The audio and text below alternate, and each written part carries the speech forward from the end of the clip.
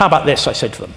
The Americans and the British and the Canadians, not anymore the Canadians, they pulled out, are bombing ISIS and Nusra in Iraq. Nusra, of course, is part of Al-Qaeda. The Americans and the British and the Canadians then are bombing ISIS and Nusra in Syria.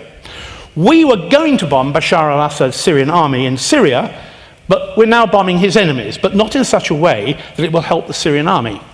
The Syrian army is bombing and shelling ISIS and Nusra in Syria and all the other resistance groups. The Lebanese Hezbollah is fighting ISIS and Nusra in Syria, and Iran is bombing ISIS and Nusra in Syria and in Iraq. So we are allies of Iran in Iraq and enemies of Iran in Syria.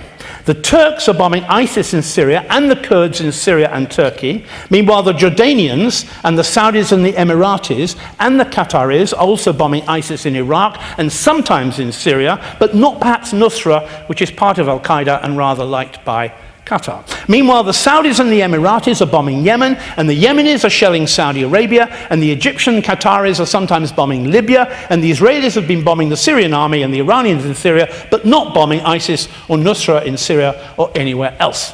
And I finished that little paragraph to my financial guests at Banff by saying, ladies and gentlemen, I trust I make myself obscure. This is our foreign policy in the Middle East. And do you think the refugees are not going to keep on coming?